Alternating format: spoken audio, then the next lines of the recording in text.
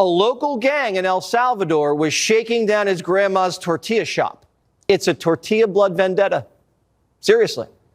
I love that Jesse Waters is having fun as everyone here, especially the family of Kilmar Abrego Garcia, waits to find out if he's still alive. We were told that he was. No evidence has been provided of that. Nobody in the US government cares to bring back this 100% innocent man who a court had already ordered could not be deported there. For Jesse Waters, it's a joke, it's fun. Oh, it's a tortilla bloodbath.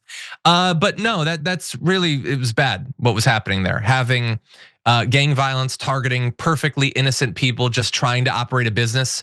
See, when it's Americans that are being victimized by a gang, that's justification for setting aside the Constitution, deporting millions of people. But it's a joke when it happens in El Salvador, I guess. Well, it was not for this family, actually. They did have to flee, trying desperately to not die. In any event, I wanna go through a little bit more of what Jesse Waters is saying, some of the misinformation he's willingly spreading about Garcia. Let's jump into this. According to court documents, Garcia and 3 other men were arrested in 2019. He was asked if he was a gang member. He said no. Garcia had been deemed a gang member by the Prince George's County Police Department in part because he was at the time wearing a Chicago Bulls hat and a hoodie. Garcia's a Bulls fan, but he's from El Salvador and he lives in Maryland, not Chicago. The Bulls lost 60 games in 2019, so why the hat? Can Garcia name anyone on the team? Anyone on any Bulls team besides Jordan? Everyone from El Salvador knows what it means when you wear a Bulls hat. It means you're MS-13. When you're in Compton, you don't accidentally wear red and say, oh, I didn't know red was Bloods. I'm glad that this is so convincing to Jesse Waters that he no longer has to pretend to give a damn about innocence versus guilt, the Constitution, life, anything like that. Nope, it's done. You're from El Salvador. How the hell could you possibly care about the Bulls? Name a player. If you can't name a player, you can't possibly actually care about it. Okay, Jesse Waters, name 10 trans NCAA competitors. 5. 2, name 2 of them. You certainly talk about the topic enough. Do you actually care about female athletes or are you actually a member of MS-13? So look, all of this, the specifics don't matter. I mean, the specifics of what Jesse Waters has to say about this, why he's talking about it is what matters. So Jesse Waters is seeing that America is turning against Donald Trump and his administration on the topic of immigration. More Americans now disagree with Trump and his administration on their approach to immigration than agree with it. And that's his #1 topic. If he loses that, he basically has nothing. And the reason he's losing it is because of all of this cruelty, evil, and incompetence, not just with Garcia.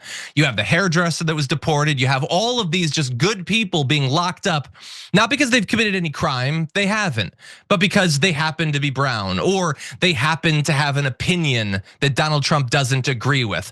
All of this goes directly against so many of the values that Fox News hosts used to pretend to have, particularly around freedom of speech. And so they see their control of this narrative slipping away, and that's why he's fighting back by spreading willful lies about Garcia, trying to get people to root for the continued suffering of this family, to be fine if it inevitably turns out that this guy's actually been killed in prison. That's the point of all of this. By the way, the Bulls has 45 million followers across all channels.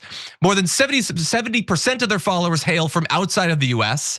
According to YouGov, the Bulls have nearly 22 million fans across Latin America, Spain, and the US who speak Spanish.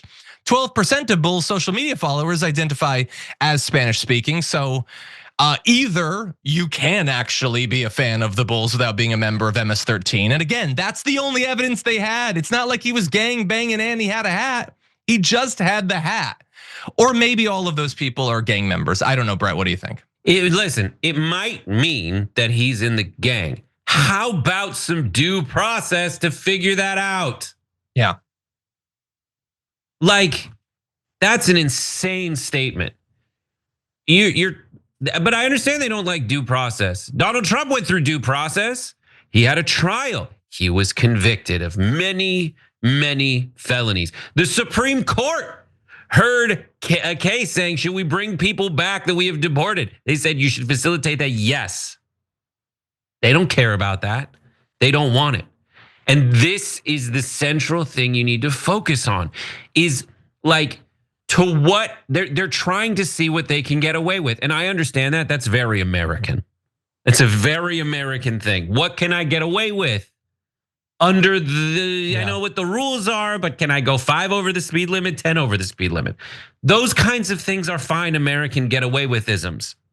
But eliminating due process and ignoring the Supreme Court of the United States of America, these are no-nos. And this is why we're all freaked out.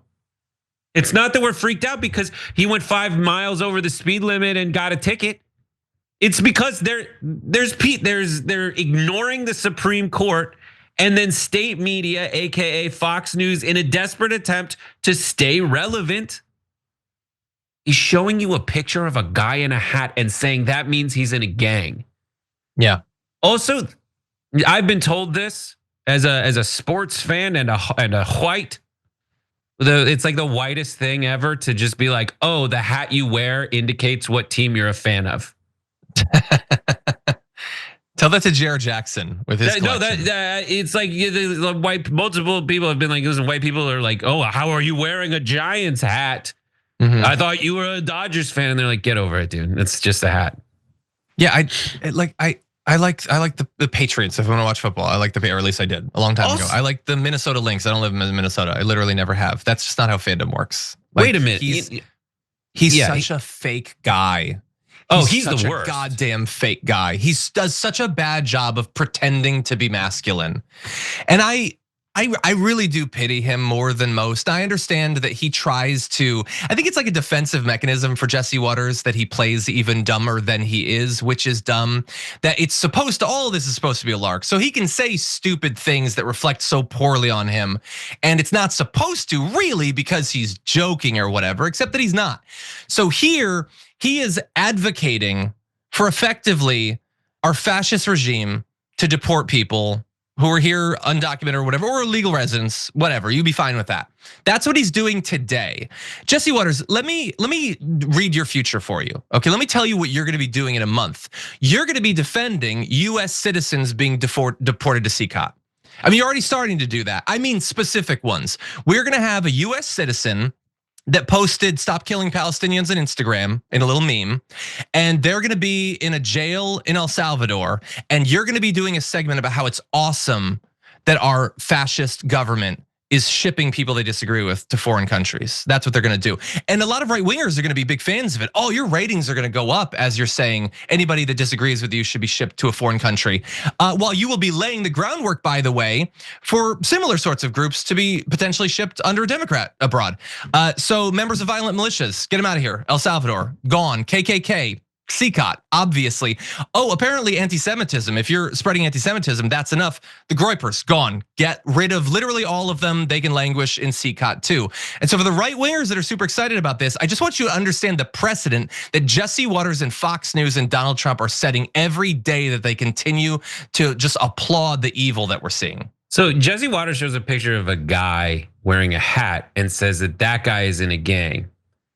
And then Jesse rattles off so much knowledge of what hat or outfit or color indicates what gang you're in. Seems like Jesse Waters knows an awful lot about gangs.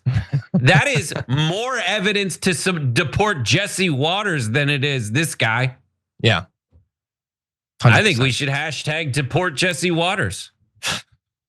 I'll sign on to that. Every time you ring the bell below, an angel gets his wings. Totally not true, but it does keep you updated on our live shows.